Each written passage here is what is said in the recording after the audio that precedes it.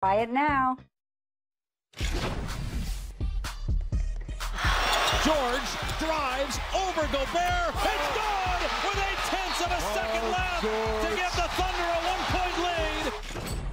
Russell Westbrook, Paul George, each with over 40 in that double overtime win versus Utah. And check out this full list of teammates that have done that. Look familiar? Russell Westbrook a few different times with Kevin Durant. They seem to have that same energy now with Paul George. On that note, let's welcome in Eric Horn from the Oklahoman. Eric, after Paul George hit that game winner against Utah, Billy Donovan opened up about PG's MVP candidacy. Explain what Donovan's biggest point was as far as Paul George's MVP this year. Billy Donovan said nobody's doing it on both ends of the floor the way that Paul George is doing it right now, and I tend to agree with Billy Donovan. I get spoiled that I get to watch this guy play every night. Billy Donovan said he can't speak for the other guys in the league right now in terms of saying, is Giannis Antetokounmpo doing what Paul George is doing on both ends? Is James Harden? But Billy Donovan gets to watch him every night. I get to watch him every night, and I think that he's right. I think that Paul George is the best two-way player in the game right now. And also Russell Westbrook shooting just 26% from three-point range this year. We've heard that over and over again. But he hit a season-high 6 threes in Thursday's win. He scored over 40 in his last 2 games. Is there a sense from Russ that the Thunder, that his shot, it's coming back around and his scoring is getting back to where it's been in the past? That hasn't really ever been a concern for the Thunder this season. They're more concerned with him playing the game that he's been playing all season. Now, he obviously needs to shoot better and shoot better percentages, particularly going into the playoffs where teams' rotations are going to shorten and they're going to be better players on the floor for longer minutes. But Russell's biggest concern is just playing the game the way he's played all season, getting guys involved, getting Paul George to be the #1 scoring option, playing with the confidence he is right now. And Russell's been doing that all year. Russell's also been busting his tail on defense as of late. He played really great defense last night against Utah. He had a lot of hustle in that game, so much hustle that he ended up fouling out. But to see Russell shoot the ball better in these past few games is promising for the Thunder, but that's not their main concern, even though he has to shoot better percentages. Yeah, Eric, I agree with you. I'm not really worried about Russell shooting. I know it's going to come. He's going to play the game. My question is, will his decision-making still be sound like he's shown us now, letting Paul George be Paul George? And secondly, Dennis Schroeder's now is starting to find his stride. Is Russell really comfortable now, like, I got to give up a little bit for the betterment of the team? No, I think you've seen more of that throughout the season, 3D, and I think that Russell wholly understands that as well. This is a guy who's battled some injuries this season. He came into the season with a knee injury. He turned 30 in November. He's got twins now, in addition to a young baby boy. He's got more on his shoulders and on his plate on and off the court than he's ever had in his life. So I think he's at a point in his career where it's okay for him to give up some of those reins. It's okay for Paul George to be the #1 guy. It's okay to get off the ball and let Dennis Schroeder facilitate offense. And I think nobody more than Russell Westbrook understands what's best for this team. Eric, Caron Butler here. Can you just talk a little bit more about how Russ and Paul George been able to coexist so well?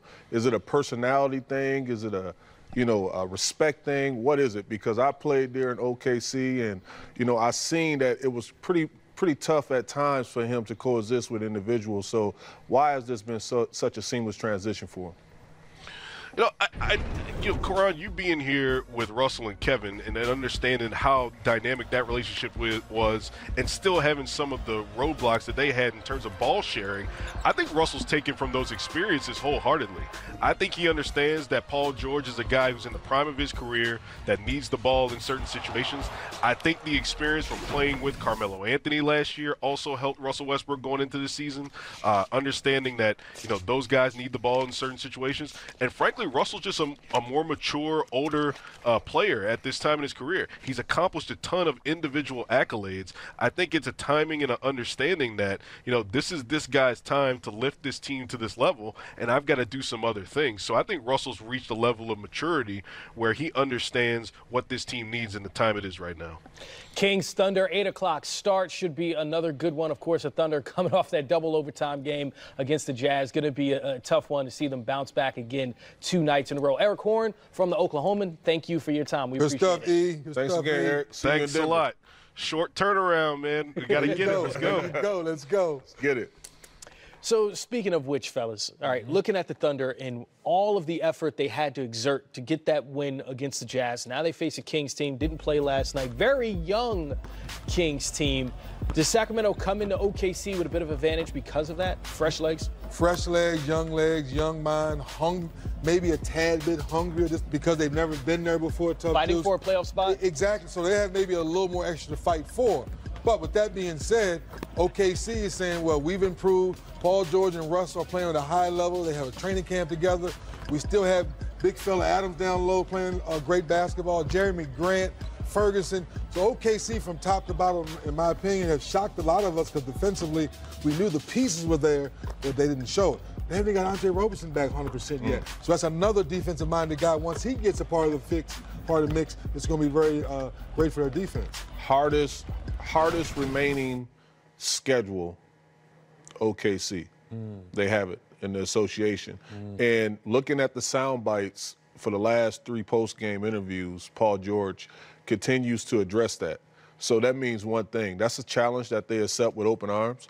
And another thing is this is a second in of a back-to-back, and it's at home. So they didn't have to travel. Right. You was able to sleep in your own bed, coming off that momentum booster of, PG going to the paint, float over Gobert. Like, you feed off that energy, and now Russell Westbrook is like, you know what, I fouled out early. Even though we got the quality win, I felt like I got to be better. And those guys are coming in marching, trying to play their best basketball going into the playoffs. So every year we get to this point in the season, past the All-Star break, and we look out west and say, what team can challenge the Warriors? It seems like the Thunder, they play great defense. They have their identity now where it seems as if Paul George is the closer. Russell Westbrook averaging a career high in assists at over 11 a game now, 3rd straight year averaging a triple-double. Are they the top team in the West to contend against the Warriors if you get to the Western Conference Finals? So dangerous with the level that PG-13 is playing at. Russell Westbrook is going to be, reckless on the offensive end of the floor in a good way, especially in the playoffs. And then defensively, he's going to take that challenge and try to impose his will. Jeremy Grant, Steven Adams, and Tough Juice, stay with me on this one. We always talk about role players. Well, guess what? It's Paul George and Russell Westbrook's role to be super. Like as much as he's supposed to be a rebounder, he's supposed to be a screener. Well, they're all-stars, right? Yeah. And they get paid max money, right? Well, they have to play max basketball. So as long as they continue to do that with the rest of the growth of the rest of the team, yes, you wouldn't be surprised them giving OKC or Denver, whoever it is, in that Western Conference final run for their money. Yeah. Especially when you say all-star, all-NBA caliber, yes, first, MVP second, caliber. So why should we be surprised if this team is facing Golden State in the Western Conference final or what have you? Because those two guys have to play like all NBA guys along with the improvement of all the other role players that we say they have. So we'll keep our eyes on the Oklahoma City Thunder. We also are keeping our eyes on the Lakers, not looking good right now against the Pelicans. No Anthony Davis. What? He's chilling in street clothes, right, with that sore shoulder. Check Diallo with 12 points, leading the Pelicans. Kyle Kuzma doing the most he can, finishing at the rim, but it's the Pelicans ahead in the second quarter. I never really talk about officiating or anything like that, but just rude and arrogant. You aren't able to talk to them throughout the course of a game, and it's like, how do you build that relationship with officials? And it's not even that call. Like it's just who he is on that floor. It's pretty frustrating, and I'm probably gonna get hit, but honestly, I don't really say anything. I'm pretty quiet guy to myself, but it's one of those things where you can't voice your opinion, you can't have a conversation with someone that's officiating the game, and you're getting attacked. It's pretty sad. Chris had similar comments about Foster last year. Do you feel that's another thing. Last year in the postseason, in the Western Conference Finals, I think he officiated a couple of our games, and it's lingering, and it's something that has to be looked at for sure. You feel like it's a personal issue? Yeah, for sure. For sure, it's personal. For sure. Like, I don't think he should be able to even, officiate our games anymore, honestly. James Harden referring to Scott Foster, and according to Shams Charania, James Harden has to pay for those comments. He said, look, I expect to get hit in the wallet, $25,000 for criticizing one Scott Foster. The reigning MVP also out for tonight's game against the Golden State Warriors, set to tip off at 8:30.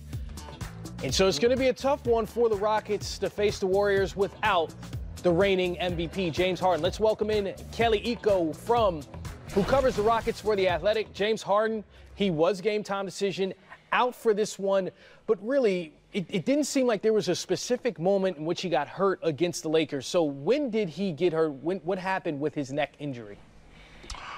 Coach D'Antoni said that he got hurt. He got hit in practice, and the next day his neck was kind of sore, and he also experienced some flu-like symptoms.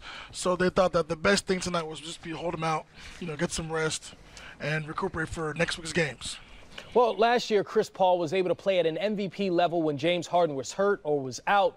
Have those expectations changed a bit for Chris Paul? I know he suffered through his own injuries so far this season and hasn't necessarily seemed like he's been 100% at any point.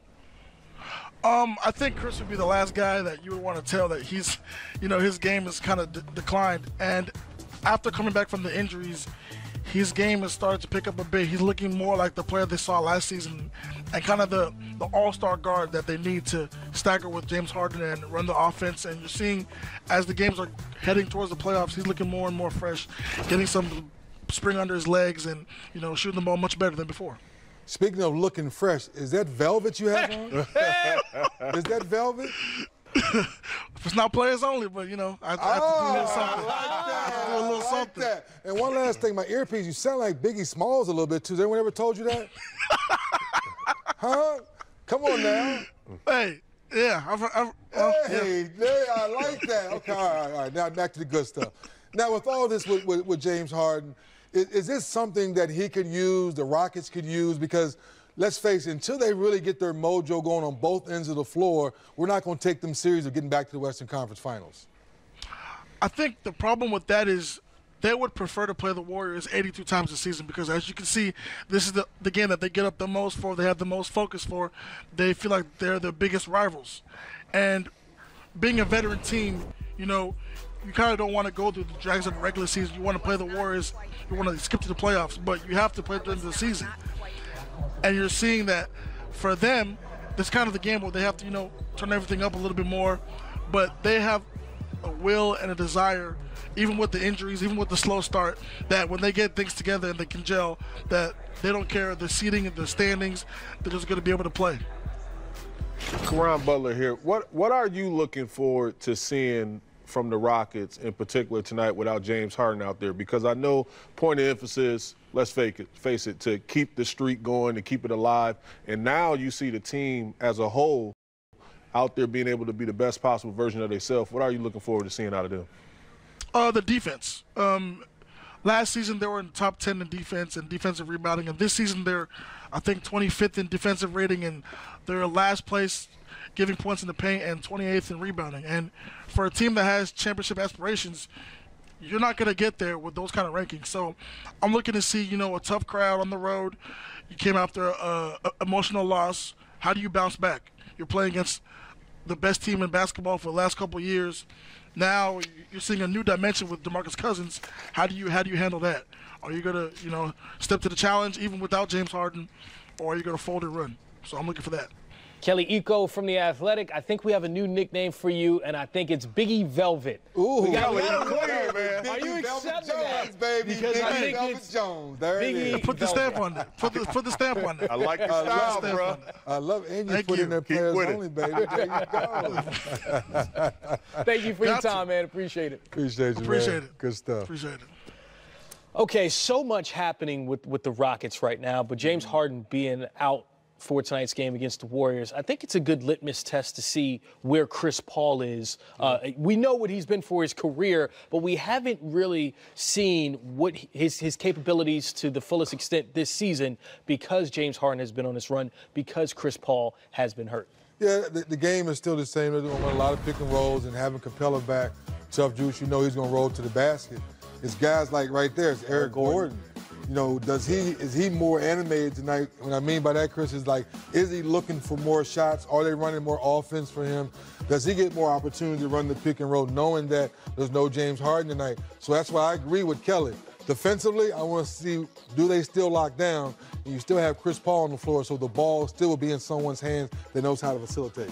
Karan, do you like the way that they handled the Scott Foster situation? It seems like, look, James Harden is not exactly the most vocal guy as far as superstars are concerned. So to hear him voice his opinion on that, take the fine for his team and his teammates, and Chris Paul also got a tech that he felt he didn't deserve in the net game. Do you feel like that was the right way that they handled that? Yeah, listen, when a quiet individual talks, everyone should listen. And I felt like he did a service to his team and to himself by, stepping out and saying and talking about some things that he wasn't comfortable with. He addressed it. He got hit. And like he said, I know I'm going to get hit. He got hit. It was coming. It was warranted. But at the same time, it may have been a lot of truth to what he was saying. And I think it's something that has to be addressed and just, reviewed and looked at. But most of all, I love collectively how the two leaders of that ball team, one being the president of the NBA Players Association and Chris Paul, they both got texts in that moment. So you best believe it's going to be some momentum behind what was said and what was addressed. Can I address something?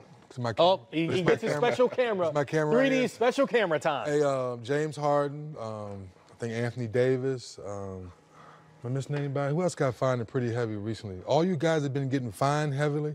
Send half the money to me and I'll talk for you and I can cut you a discount. There you go, I'm done. Oh. I'm done, that was it. Put my camera you got a better discount? This is camera one. Basically what he just said is, he got drip for sale. There you go. So just send the money to me and we all good. And it's going to be a discount. So instead of $25,000, it's go $12,500. Cut it in half, baby. That's a nice soft discount. Nice, I like your style, you see what I'm saying? Yeah, you don't want it all. You just want a little taste. I think we need to move on from this before we get a call from upstairs like, hey, Chris. Hey, look, upstairs, look, man. I take you to lunch and dinner